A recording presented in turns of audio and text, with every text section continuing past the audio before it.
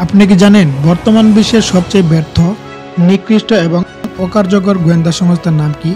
এতক্ষণে আপনি হয়তো জেনে গেছেন আমি কার কথা বলতে চাচ্ছি।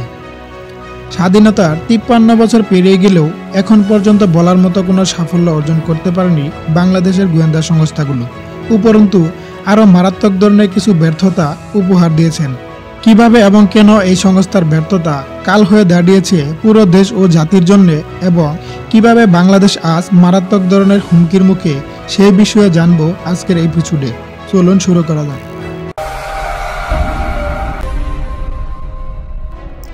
গোয়েন্দা সংস্থা এমন একটি সংস্থা যা একটি দেশের জাতীয় ও আন্তর্জাতিক নিরাপত্তার ক্ষেত্রে এক বড় ধরনের নিয়ামক হিসেবে কাজ করে থাকে। কিন্তু বাংলাদেশের গোয়েন্দাদের কথা বলতে গেলে দেশের প্রত্যেকটা নাগরিকের নিজের কাছে যেন লজ্জার কারণ হয়ে দাঁড়ায়।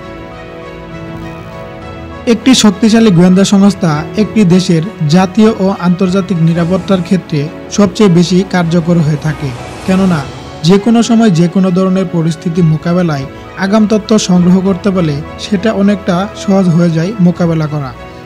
অথচ বাংলাদেশের গোয়েন্দা সংস্থাগুলোর মূল কাজই ছিল যেন বিরোধী দলকে নির্মূল করা। এই কথাটা যে শুধু বিগত আওয়ামী লীগ সরকারের ক্ষেত্রে প্রযোজ্য, বিষয়টি তেমন নয়। বিগত কয়েক দশক ধরে ক্ষমতায় থাকা সব দলের জন্যই কথাটি প্রযোজ্য। বাংলাদেশের স্বাধীনতা লাভের 53 বছর পেরিয়ে গেলেও যেন আমাদের দেশের গোয়েন্দা সংস্থাগুলো প্রোগ্রাম সেট করে দেওয়ার রোবটের মতো কাজ করে যাচ্ছে।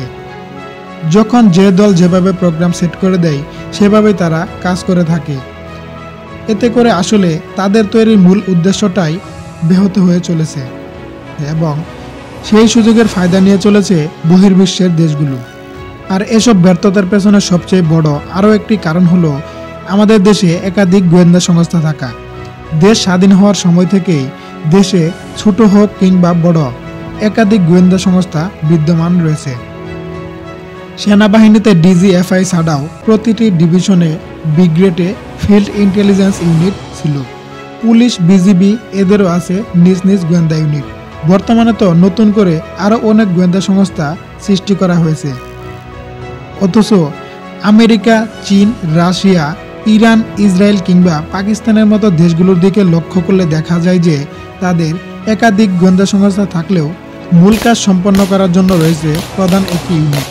বাকিগুলোর কাজ শুধু প্রধান ইউনিটকে সহযোগিতা করা। অথচ বাংলাদেশের ক্ষেত্রে দেখা যায় প্রত্যেকটা বিভাগের কার্যক্রম আলাদা আলাদাভাবে পরিচালনা করা হয়, যার কারণে এরা কখনো তেমন একটা শক্তিশালী হয়ে উঠতে পারেনি কখনো। ইতিহাস ঘাটলে দেখা যায় 1975 সালে শেখ মুজিবকে সপরিবারে হত্যা করা হলো। গোয়েন্দারা কিছুই জানতে পারলেন না। বঙ্গবন্ধুর মৃত্যুর পর তারা ঘুম থেকে ওঠা শিশুর মতো চোখ ডলতে ডলতে জানতে চাইলেন কি হয়েছে। এরপর প্রেসিডেন্ট জিয়াকে হত্যা করা হলো। আমাদের গোয়েন্দারা কোনো তথ্যই পেলেন না। 21 আগস্টে গ্রেনেড হামলার মতো ঘটনা ঘটেছিল, পিলখানা হত্যাকাণ্ডের মতো এত বড় একটা হত্যাকাণ্ডের ঘটনা ঘটেছিল, সেটার খবরও জানাতে ব্যর্থ হয়েছিল আমাদের গোয়েন্দারা। সারা দেশে 63টি জেলায় আধা ঘন্টার মধ্যে 5 শতাধিক স্থানে একযোগে বোমাবাজি হয়েছিল, সে ব্যাপারেও গোয়েন্দারা কোনো আভাসই পায়নি। অথচ বিভিন্ন সময় সংগঠিত হওয়া অস্ত্র চোরাচালান, মাদকদ্রব্য চোরাচালান, সন্ত্রাসী, রাহাজানির মামলা পর্যালোচনা করলে বোঝা যায় এগুলোর সাথে আমাদের দেশের শীর্ষ গোয়েন্দারাই জড়িত ছিলেন সবসময়।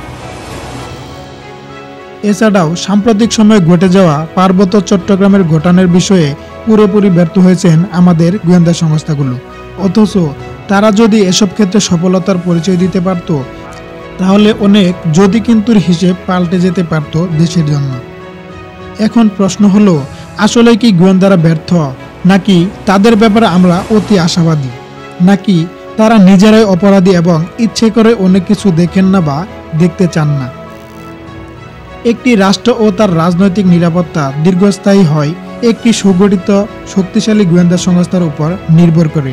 আর বাংলাদেশের মতো দেশ, যেখানে বহু বিদেশি রাষ্ট্রের আন্তর্জাতিক গোয়েন্দা চক্র সবসময় সক্রিয় রয়েছে, সেখানে আমাদের নিজেদের গোয়েন্দা দপ্তরটিকে যদি বিজ্ঞানসম্মতভাবে অত্যাধুনিক না করা যায়, তবে আন্তর্জাতিক গোয়েন্দা চক্রের সঙ্গে পাল্লা দিয়ে নিজের রাষ্ট্রের নিরাপত্তা রক্ষা করা একটু কঠিন হয়ে পড়বে। অন্যথায় সরকারি বা নিরাপদ থাকবে কিভাবে? বিষয়টি নিয়ে ভাবনা চিন্তা করা খুবই প্রয়োজন।